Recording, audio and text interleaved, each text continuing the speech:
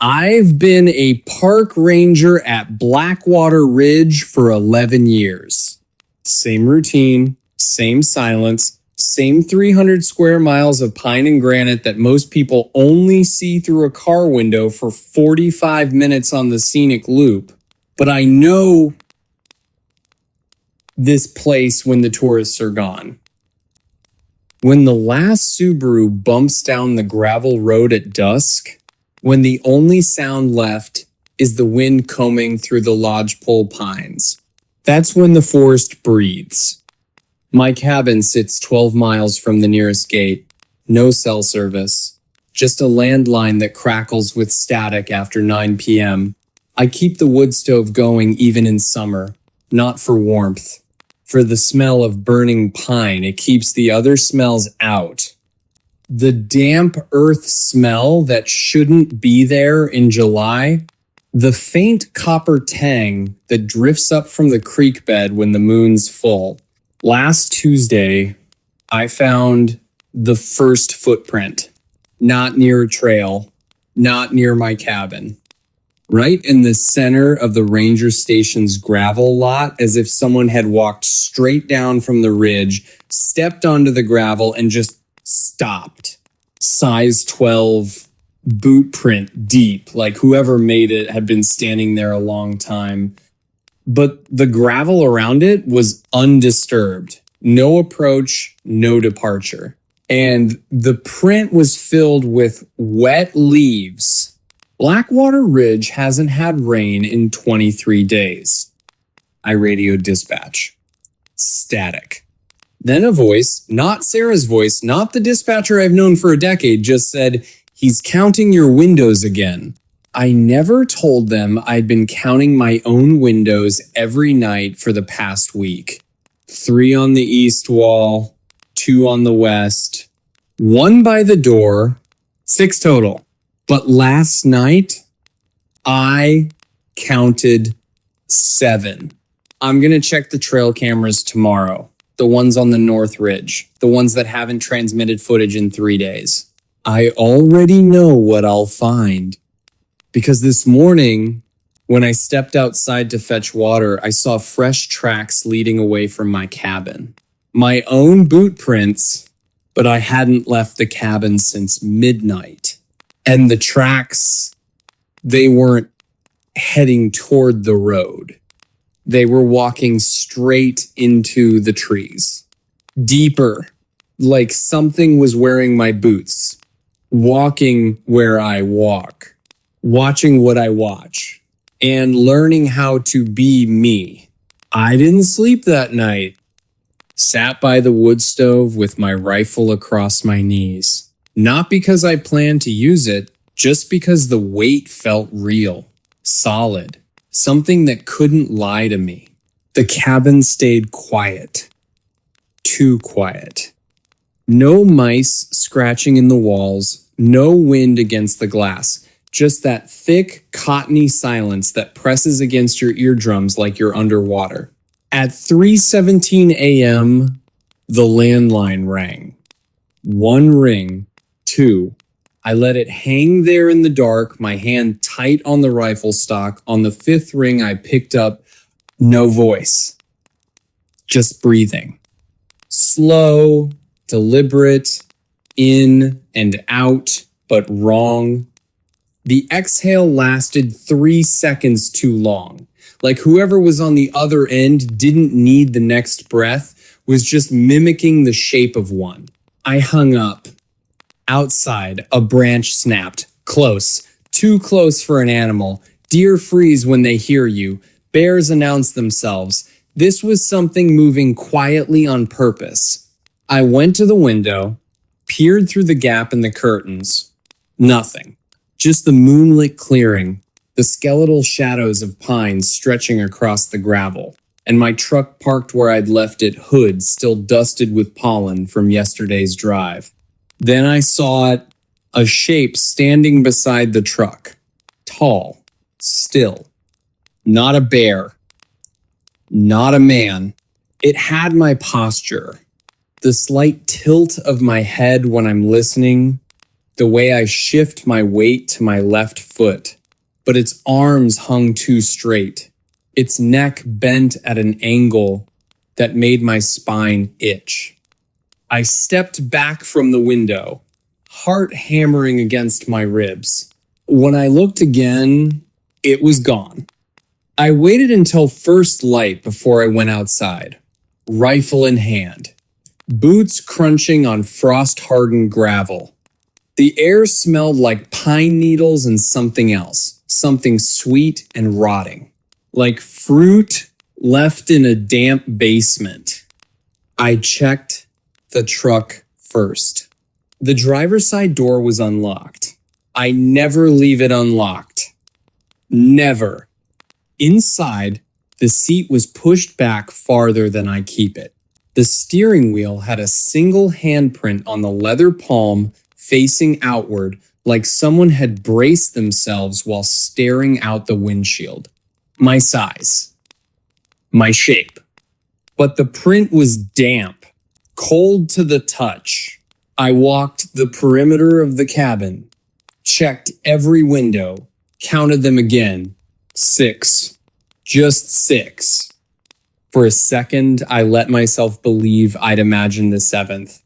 Stress, sleep deprivation, the isolation getting to me after all these years. Then I saw the trail camera, the one mounted on the oak 10 yards from my wood pile. It was hanging by its strap, lens cracked, and beneath it, pressed into the soft earth, was a single word spelled out in pine needles. Stay. Not scratched. Not trampled. Arranged. Carefully, deliberately, like an invitation. Or a warning. I knelt to look closer. That's when I noticed the smell rising from the soil beneath the letters. Not pine, not earth. Coffee? I drink 1 cup every morning at 6 a.m. Black, no sugar. And standing there in the cold dawn light, I realized something that made my blood go still. The smell was still warm. I went back inside, locked the door, sat at my desk, and opened the Ranger logbook, the one I've kept since my first season. Flipped to yesterday's entry. My handwriting stared back at me. Neat. Precise. Patrolled North Ridge. No incidents. But below it, in the same ink, the same slant of letters, a second entry I don't remember writing. He knows you're afraid of the dark under the floorboards. He's been there since Tuesday. I looked down at the wooden planks beneath my chair. Listened, and from somewhere deep below the cabin, a sound I'd never heard before. A soft, steady knocking. Not on the door, not on the walls. From underneath. Rhythm matching my own heartbeat. Like it was learning the tempo. Practicing, waiting for me to slip just once. Long enough to take my place completely. I didn't move. Just sat there in the creaking wooden chair, listening to that knock, knock, knock rise up through the floorboards, steady, patient, matching the thump in my chest so perfectly I couldn't tell which rhythm was mine anymore. After 37 seconds, it felt like hours. I stood. The floor groaned under my weight. The knocking stopped instantly. Silence rushed back in, heavier than before. I grabbed the pry bar from the tool rack. Cold steel in my palm. Real. Solid. I knelt beside the loose floorboard near the wood stove, the one I'd meant to fix last spring. Ran the tip of the bar into the crack. Pried. The board lifted with a wet sucking sound, like pulling tape off skin. Darkness yawned beneath. Not the clean dark of a crawl space. This was thick, textured, smelling of damp wool and old coffee grounds and something metallic underneath like a penny left on a tongue too long. I flicked on my headlamp. The beam cut down into a space that shouldn't exist. My cabin sits on concrete piers. There is no basement. No crawl space deeper than 2 feet. But the light kept going. Down 10 feet, 20, into a narrow shaft of packed earth shored up with splintered planks, and I leaned closer. Rope, twine, strands of coarse black hair woven between the supports like a nest, and footprints in the soft dirt floor below, size 12, my size, leading away from the opening, deeper into the hillside. I climbed down. The earth was cold against my palms, colder than mountain soil should be in late summer. Each rung of the makeshift ladder, just notched logs driven into the dirt, creaked under my weight. Or maybe it wasn't the ladder creaking. Maybe it was something else shifting deeper in the tunnel, making room. At the bottom, I stood in a chamber no bigger than my cabin's kitchen, and I saw why the knocking had stopped. He was waiting. Not a monster, not a beast with claws or teeth.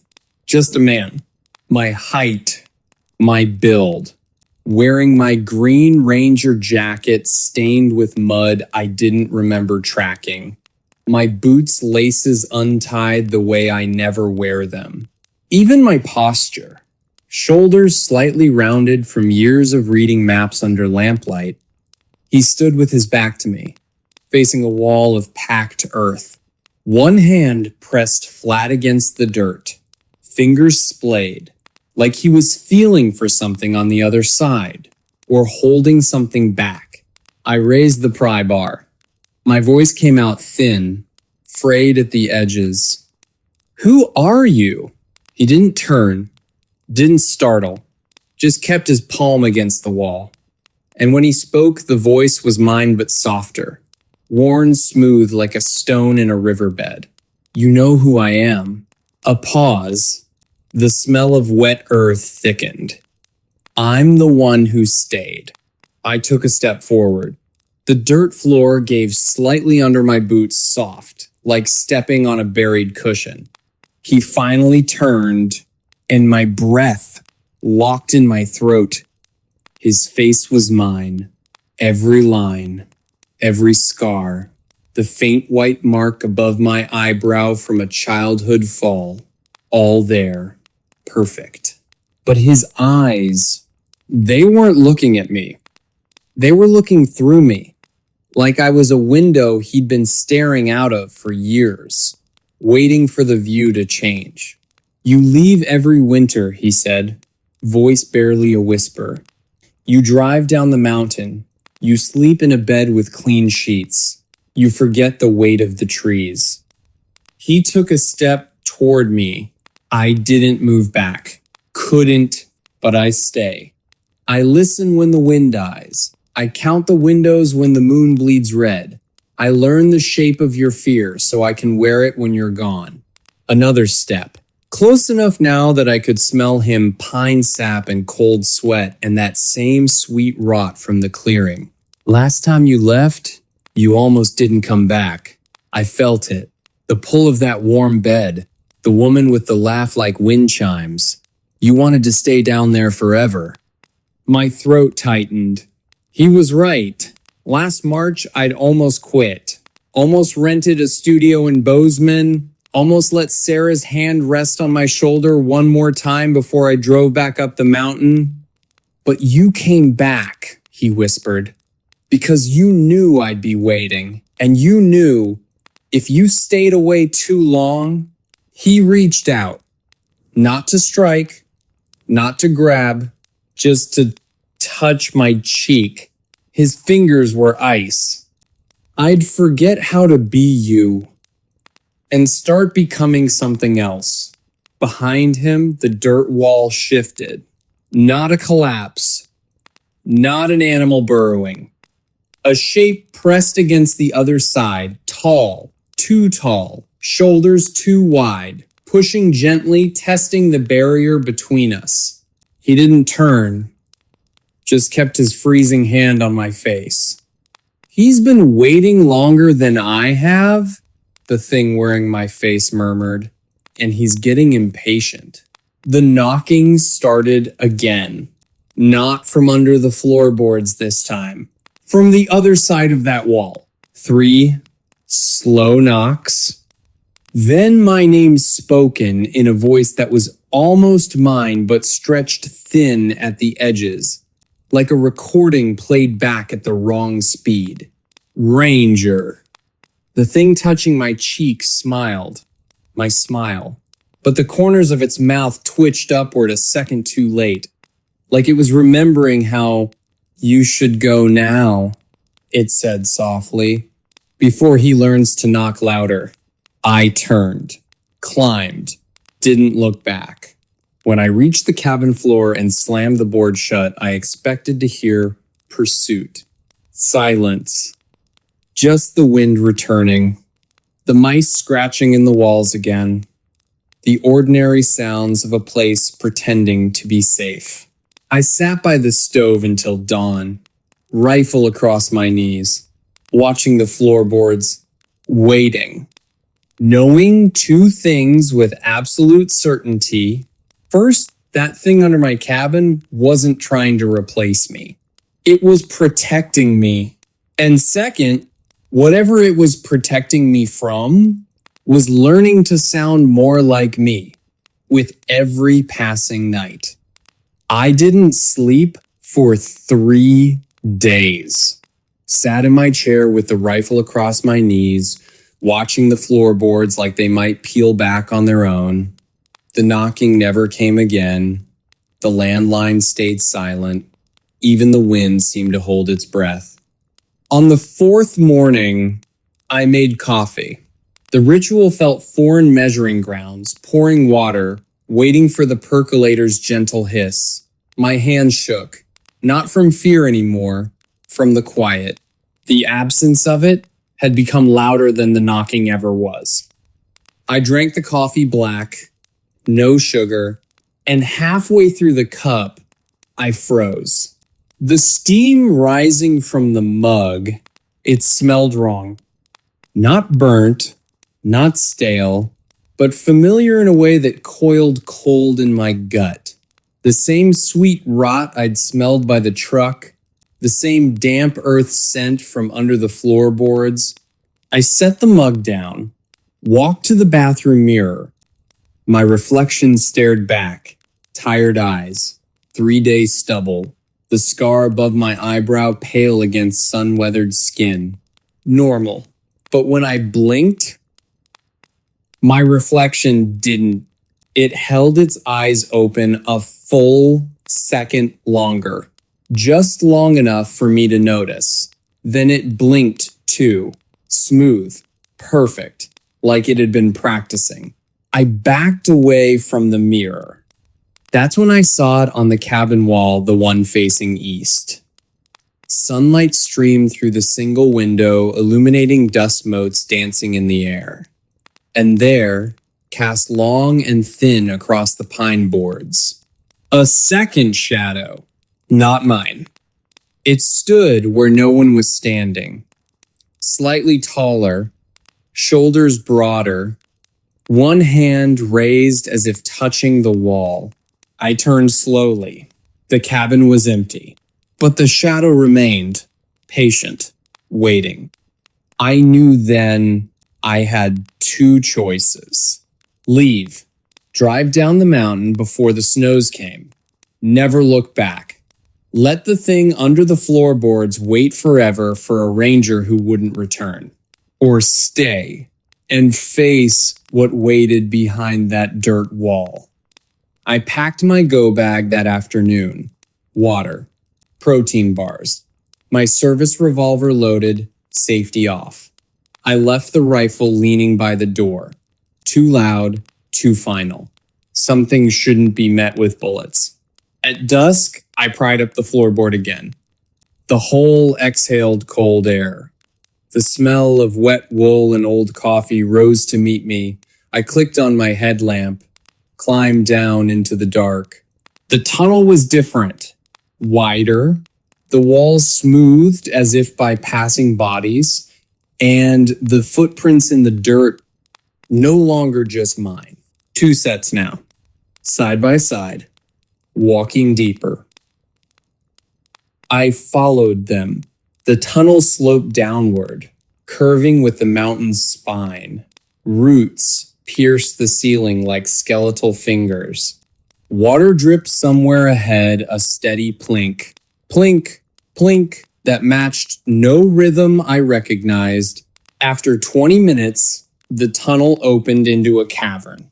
Not natural, not man-made.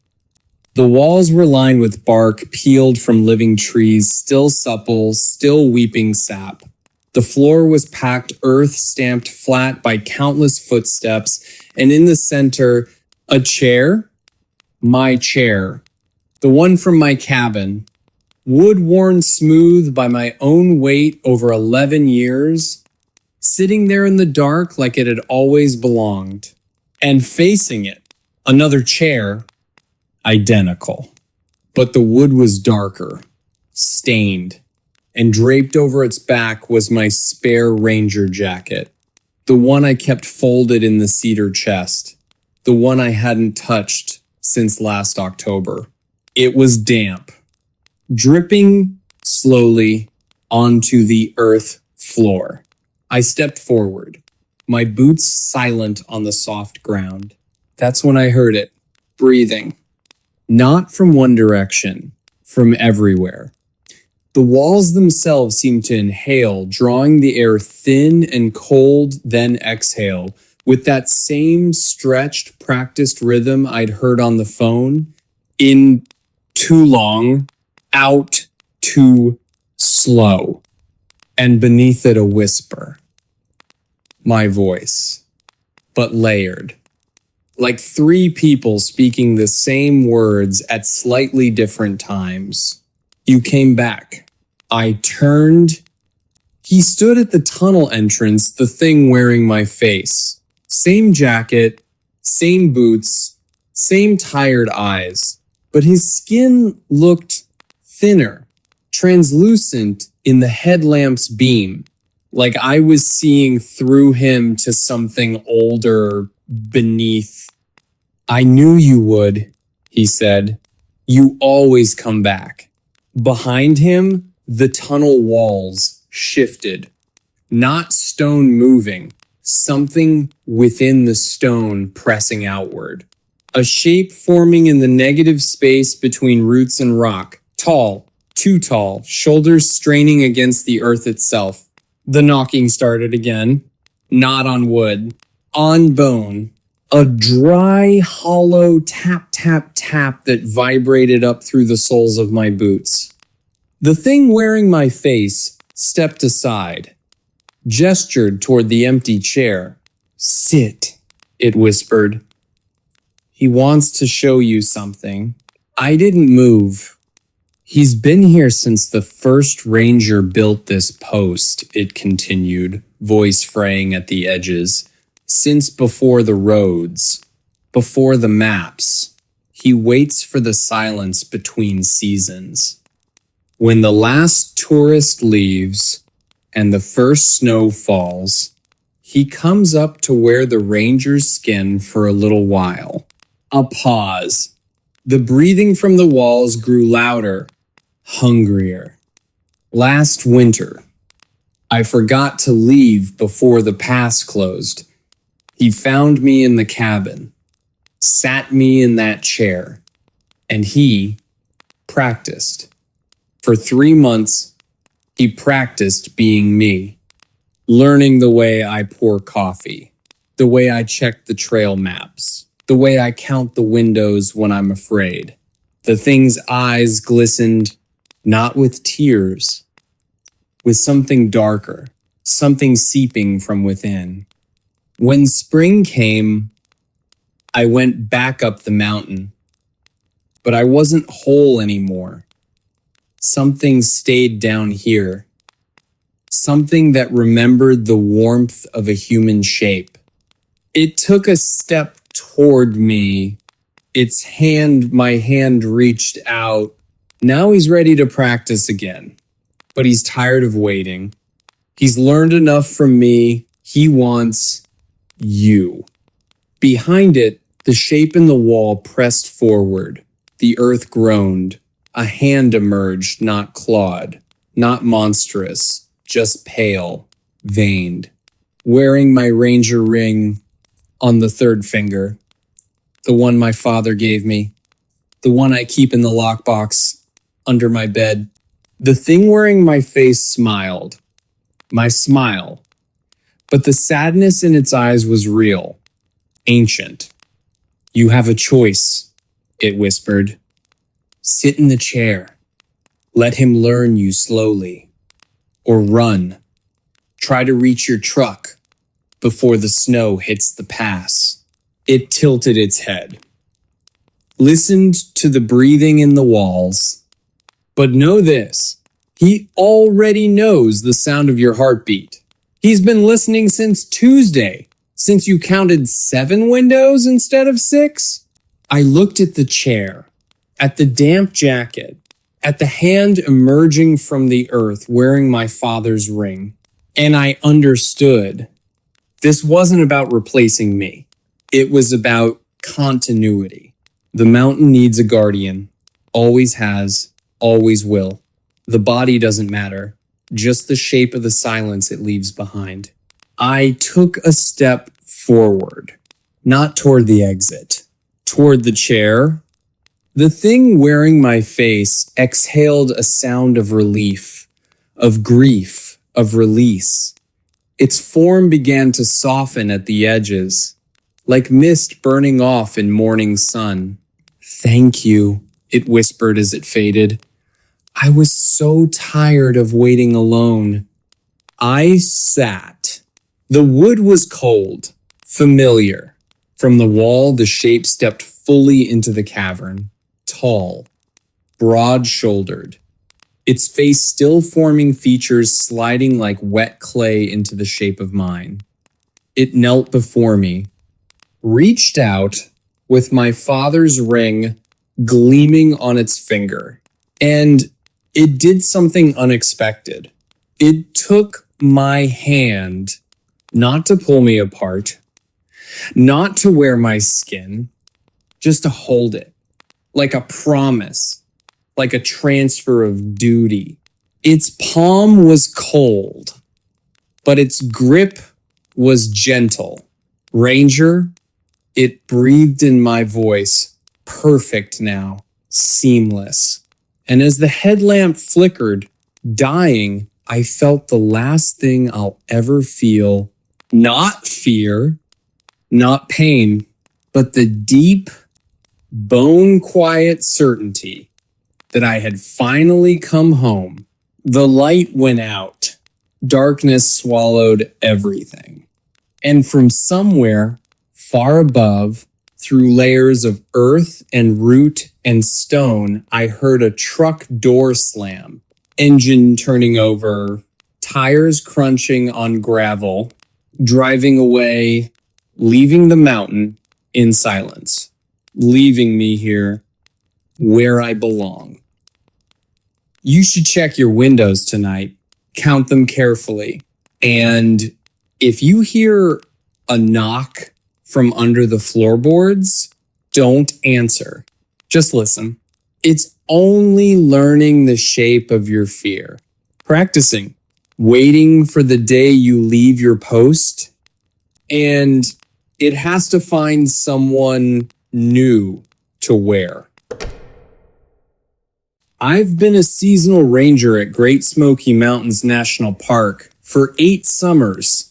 Same cabin, same radio logs, same quiet dread that settles in my bones every October when the last leaf falls and the tourists stop coming. My job is simple. Patrol the Deep Creek Loop, check trail markers, log weather conditions, and if anyone goes missing, which happens more than you'd think, I'm the first responder. The park has over 25 cold cases on record. www.watt.com. Some hikers just step off the trail and vanish. No struggle, no notes, just empty backpacks leaning against trees like they're waiting for someone to come back. I keep their files in a metal box under my bed. Not because I'm morbid, because I need to remember this place doesn't give back what it takes. Last Tuesday, I found a new file on my desk. Not in the box. Not in the official log. Just sitting there on my coffee-stained blotter labeled D. Martin, June 1969. Dennis Martin, 6 years old, disappeared near Spence Field while his family was picnicking. www.facebook.com. They searched for weeks, used bloodhounds, helicopters, even psychics. Nothing. I never filed this, never requested it, but there it was typed on yellowed paper that smelled like wet ash. And at the bottom, in neat block letters someone had added by hand, he never left the trees. I called dispatch, asked if anyone sent me archival material. Static. Then Sarah's voice, tight, strained. We don't have a Dennis Martin file in the system, Ben. That case was closed decades ago. I looked down at the paper in my hands. The ink was still damp. That night, I couldn't sleep. Sat by the window with my thermos of black coffee, watching the tree line. The moon was full, cold light silvering the ferns. At 2:18 a.m., my radio crackled. Not the usual channel, not emergency band. A child's voice, thin, distant, like it was coming through water. Ranger, can you hear me? I froze. Coffee gone cold in my hands. I'm lost, the voice whispered. The trees won't let me out. I grabbed the mic, tried to keep my voice steady. Professional. Where are you, son?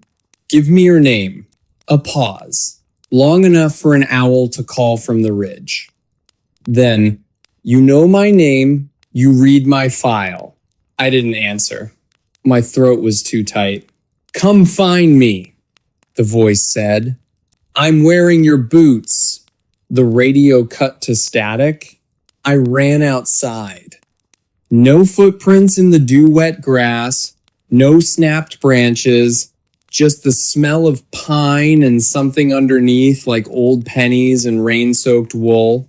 And parked crookedly beside my truck, a child's red sneaker. Mud-caked, laces untied, size 1.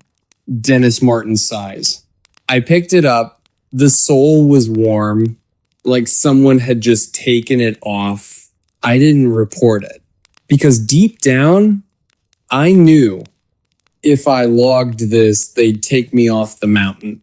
And whatever's wearing that little boy's shape, it's not lost. It's waiting for someone to follow it into the trees. Someone who knows the trails. Someone who carries the weight of every missing person in this park. I didn't sleep the rest of that night.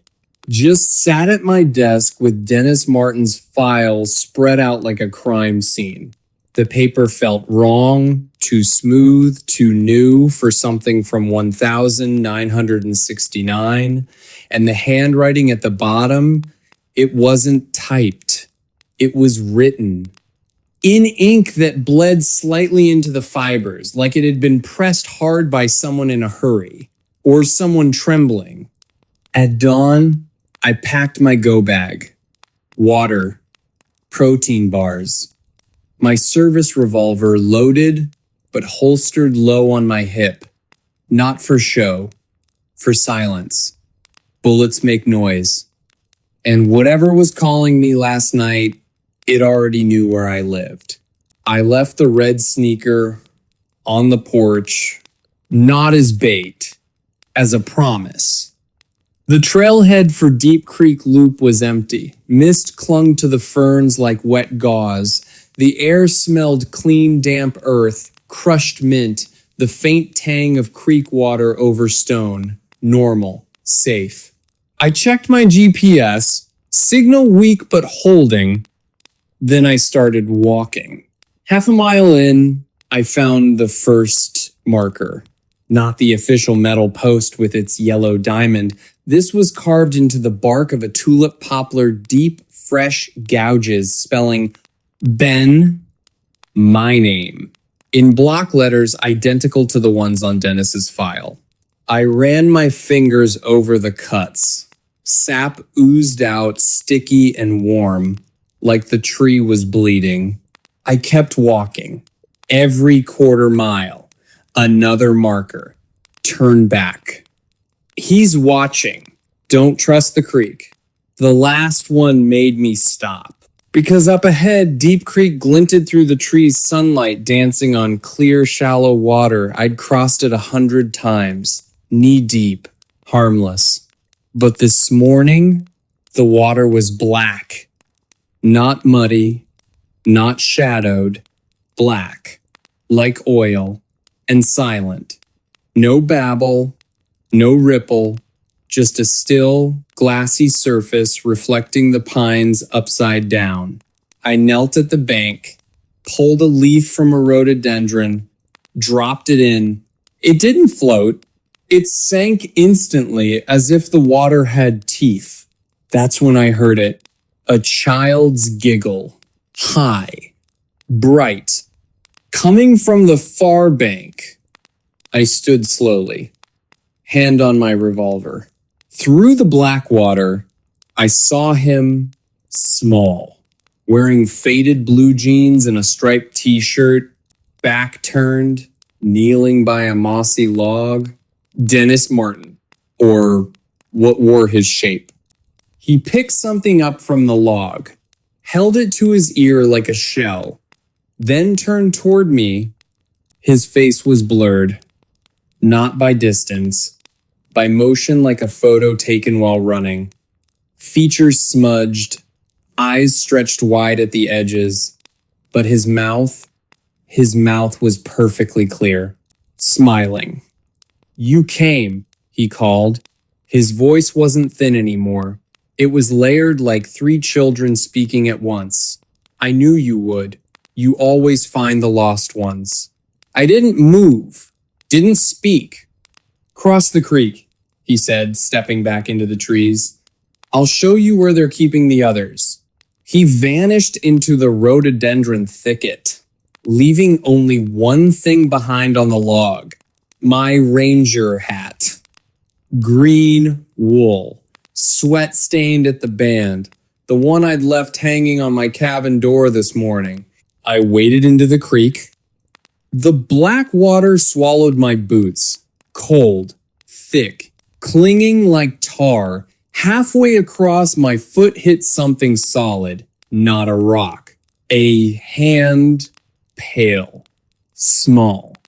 Fingers curled around my ankle. I yanked free. Stumbled onto the far bank, gasping. Looked back. The creek was clear again. Sparkling. Shallow. Like nothing had happened. But my boots were covered in black sludge that smelled like wet ash and pennies. And deep in the woods, ahead a whisper on the wind. Hurry, Ranger. They're getting louder. I followed because that's what I do. I find the lost, even when they don't want to be found. Someone like me. The woods changed after the creek.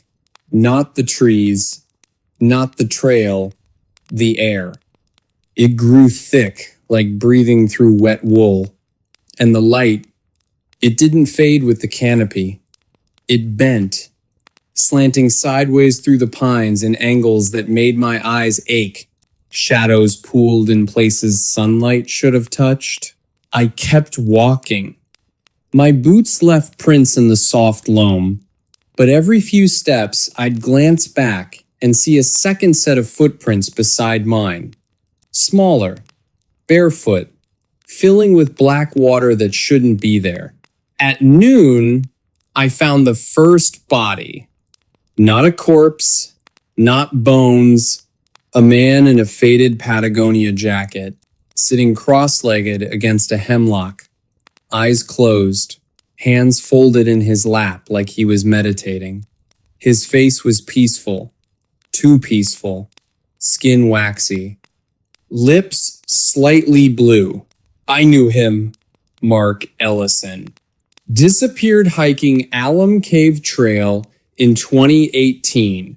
His file was in my metal box, last seen carrying a red Nalgene bottle. It sat beside him, now empty, crusted with black residue. I knelt, checked for a pulse. Nothing. But his skin was warm, like he'd just sat down. Then his eyes opened. Not startled, not confused, just empty. Pupils blown wide, reflecting the distorted light in fractured shards. "He's teaching us," Mark whispered. His voice wasn't his own. It was layered, echoing, like Dennis's. How to be quiet, how to wait. He tilted his head toward the ridge. They're all here, learning. I stood, backed away. Mark didn't move. Just closed his eyes again, sat perfectly still as if I'd never been there. Deeper in, I found more. A woman in yoga pants, standing motionless in a sunbeam, arms outstretched like she was hugging the air. Her hair was woven with pine needles. Two teenagers slumped against a boulder, heads touching, mouths moving silently in unison. All missing persons from park files, all wearing clothes from their last known day, all present, but not alive, not dead. Something in between. And every one of them turned their heads as I passed. Not to look at me, to listen. Like they were waiting for a signal only they could hear. At the ridge crest, I saw the grove, not on any map, not in any ranger survey. A perfect circle of ancient oaks, their trunks fused together at the base like they'd grown from a single root. In the center, a stone altar, moss-covered, stained dark. And on it, Dennis Martin. Or what wore his shape? He stood barefoot on the stone, facing away from me. His striped shirt hung loose on small shoulders. One hand rested on the altar, the other held something long and pale. A bone. Human. He turned slowly. His face was clearer now. Features sharp, eyes too old for a child's face. And when he spoke, his voice was mine, roughened by years of mountain air, but undeniably my voice. "You're late," he said. Not angry, disappointed, like a teacher waiting for a student who forgot their homework. They've been waiting since '69, since the first one wandered off the trail. The mountain gets hungry, Ranger. It needs voices to practice with. He stepped down from the altar, held out the bone. "This is yours. From the last time you came here. I didn't take it." "Last time?" My voice cracked. Dennis smiled.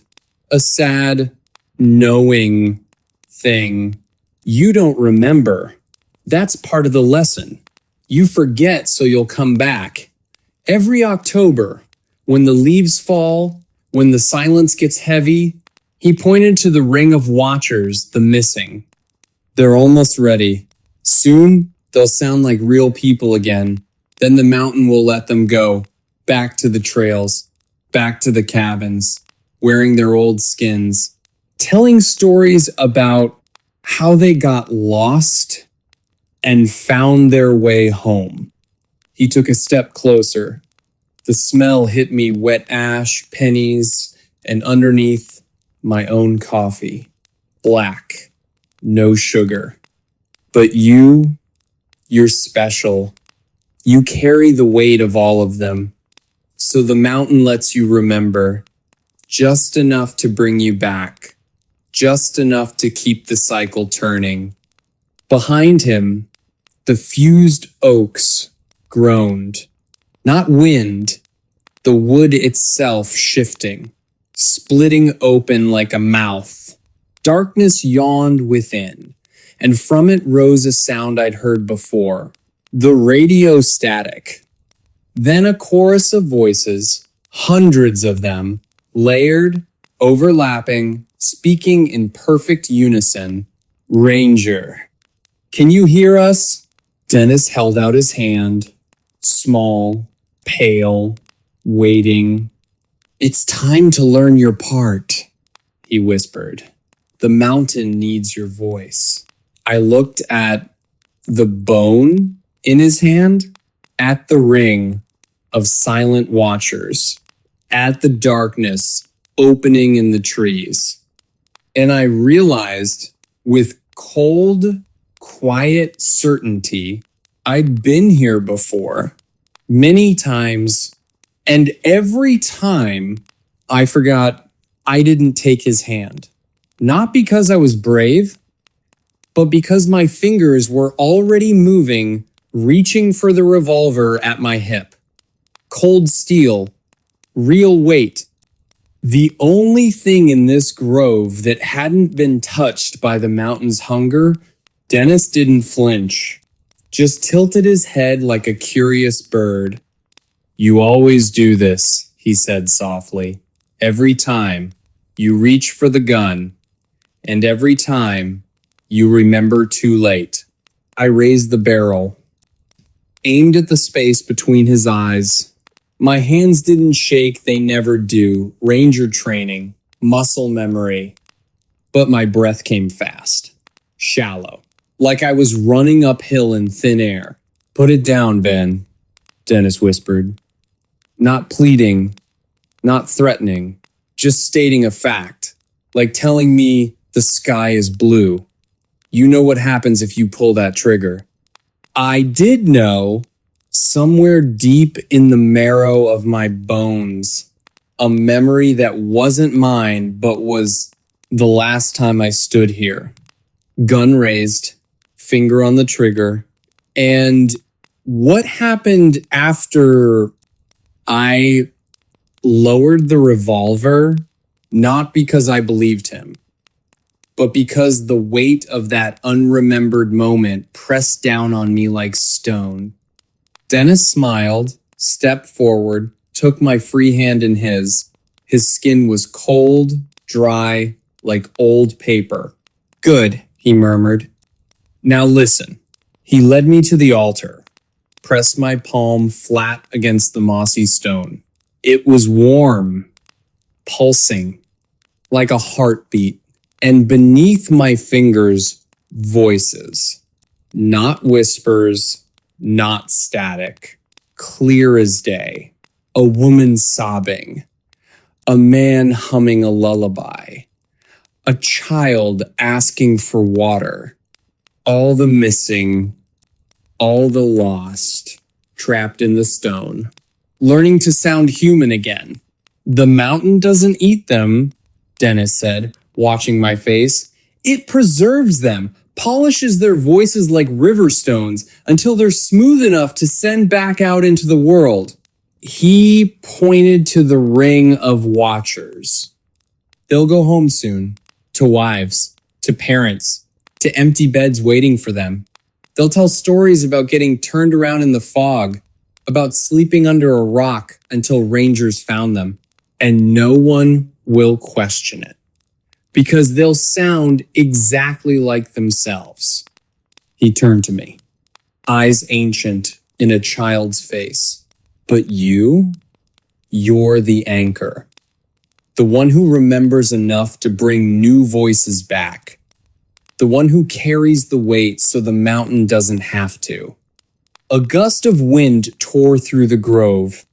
Not from the sky from the fused oaks behind us, the darkness within them yawned wider, and from it stepped a figure, tall, broad-shouldered, wearing a ranger's green jacket. My face, my build, my walk, but its eyes, hollow, hungry. That's you? Dennis whispered. From the last cycle. He's almost ready to go back, to sit in your cabin, to drink your coffee, to wait for the next October when you come back to replace him. The other me stopped 10 feet away, nodded once. Familiar gesture, something I do when I'm tired. Then it spoke in my voice, perfect, weary. It's easier if you don't fight it. I looked at Dennis, at the other me, at the ring of silent watchers, and I made my choice. Not to run, not to shoot, but to remember. I closed my eyes, reached past the fear, past the confusion. And there it was, the memory I'd buried every autumn for years, standing right here, gun in hand, pulling the trigger, not at Dennis, at myself. The bullet didn't kill me, it shattered the cycle. For a little while, long enough to stumble back to my cabin, long enough to forget, until October came again. I opened my eyes, looked at the other me. Tell me, I said, voice steady now. When you go back to my cabin, do you check the windows? The other me hesitated. Just a flicker. Every night, it admitted. How many? 6. I nodded, turned to Dennis. Then I'll stay. Not as a prisoner. Not as a sacrifice. As a guardian. The mountain needs a voice to teach the lost how to sound human again. So I'll be that voice. I'll sit in the grove, press my palm to the stone. Let the missing whisper through me until their words are smooth. And when the next ranger comes looking for the lost, I'll be the one calling from the trees, wearing his boots, drinking his coffee, waiting to show him where the others are kept. Dennis squeezed my hand. Let go. Welcome home, Ranger, he said. The fused oaks closed behind me. The grove fell silent. And far away miles down the mountain, I heard a truck door slam, engine turning over, tires crunching on gravel, driving away, leaving me here, where I belong.